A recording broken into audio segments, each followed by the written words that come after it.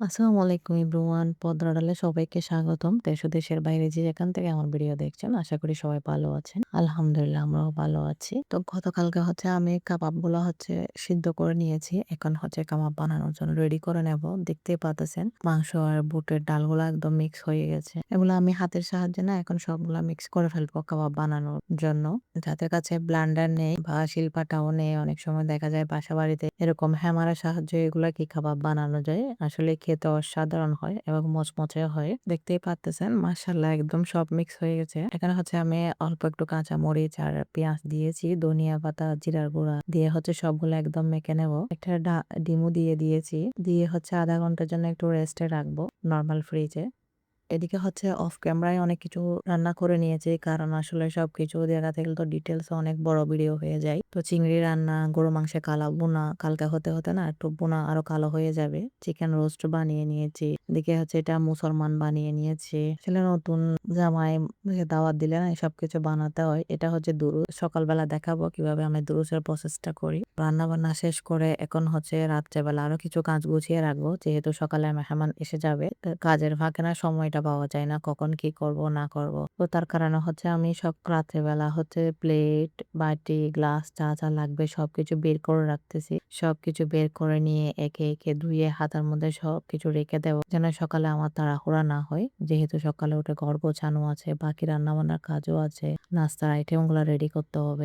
অনেক কাজ বাকি রয়ে গেছে যেহেতু একা হাতে সংসার সামলাতে হয়। তো তার কারণে যেহেতু মেহমানদের জন্য সব অ্যারেঞ্জমেন্ট সুন্দরভাবে যেন আগেভাগে করতে পারি। তো আমি এই কাচের বাটি, প্লেট সবকিছু বের করে নিচ্ছি একটা একটা করে। বাটিগুলো না আমি হিসাব করে বের করতেছি যে লাগবে কয়টা তরকারির জন্য, পোলাওয়ের জন্য, রোস্টের জন্য এভাবে হিসাব করে বাটি নিচ্ছি। কারণ দেখা যায় বেশি নিলে লাগবে না। তার কারণে যেগুলা দরকার ওগুলাই বের করতেছি। তো এখানে ভাতের প্লেটও বের করে নিয়েছি, ভাতের ডিশও বের করে নিয়েছি। এটা আমার পছন্দের একটা জিনিস। ডিশটা অনেক সুন্দর লাগে আমার কাছে। তো সবকিছু এখন একে একে বের করে নিয়েছি। বেসিনের সামনে নিয়ে যাব ধোবার জন্য। তো এখন আমি চামিচও বের করে নিচ্ছি। কাঁটা চামচ, তারপর নাস্তার চামচ, তারপর তরকারিতে দেওয়ার জন্য আলাদা আলাদা চামচ। সে সাথে ভাতের জন্য, ডালের জন্য মানে কারণ আমি রাফ ইউজ যেগুলা করি এগুলা এক বক্সে রাখি। যেগুলো একদম ইউজ করি না নতুন প্যাকেটওয়ালা এগুলো এক বক্সে রাখি। আলাদা আলাদা করে রাখি। যেগুলা রেগুলার ইউজ করি ওগুলা কিচেনেই থাকে। তো সেজন্য এখান থেকে আমি দেখে বের করে নিচ্ছি কোনটা লাগবে। কারণ প্রতিটা ডিশের সাথে না একটা একটা করে লাগে। তো চামচ বের করে নিয়ে আমি সবকিছু কিচেনে নিয়ে এসেছি এখন। একটা একটা করে সব ধুয়ে নিব। ধুয়ে রেখে দিলে কি হয় পানিও ঝরে যায় এবং তখন আর তাড়াহুড়া হয় না। খাওয়ার সময় ওগুলো আবার ধুয়ো। তো আমি এখানে জুসের জন্য গ্লাস, পানির জন্য গ্লাস সবকিছু নামিয়ে নিয়ে এসেছি। তো ওগুলো এখন একটা একটা ধুয়ে নিচ্ছি। কারণ এই কাজগুলো রাতে করে লাগলে না দিনের বেলায় অনেক শান্তি পাওয়া যায়। অনেক সময় দেখা যায় আমরা ভুলে যাই নামাতে। যখন ভাত রেডি করি তখন প্লেট, বাটি শোকেস থেকে নামাতে যাই। তো তাড়াহুড়ার কারণে না দেখা যায় হঠাৎ প্লেট ভেঙে যায়, কাপ ভেঙে যায়। তো তার চাইতে রাতে যদি এগুলা বের করে ধুয়ে সুন্দর করে রেখে দেওয়া হয়, সকালবেলা আর টেনশন থাকে না। বস ওখান থেকে নিয়ে বেড়ে দিতে পারে। তো আমি চেষ্টা করতেছি সুন্দরভাবে যেন গুছিয়ে কাজ করতে পারি। সেটাও আপনাদের সাথে শেয়ার করতে পারি। ভিডিওর যদি কোনো অংশ ভালো লাগে একটা লাইক এবং সাবস্ক্রাইব করবেন। বেল বাটন অন করে রাখবেন। পরবর্তী ভিডিও দেওয়ার সাথে সাথে যেন নোটিফিকেশন পৌঁছে যায়। তো এখানে আমি গ্লাস ধুয়ে নিয়েছি। এখন বাটিগুলো ধুয়ে রেখে দিচ্ছি। রাখার কারণ পানি যেন জড়ে আসে সকালবেলা আর ঝামেলা না হয়। এই তো বাটিগুলোও ধুয়ে নিয়েছি সবগুলো একটা একটা করে।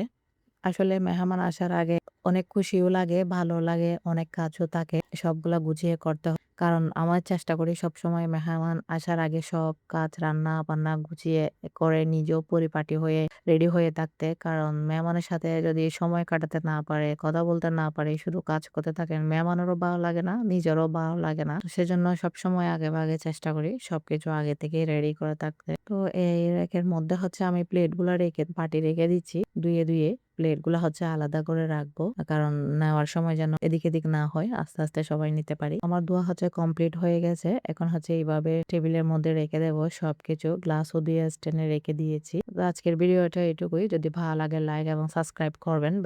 সবাই ভালো থাকবেন, সুস্থ থাকবেন। আল্লাহ হাফেজ।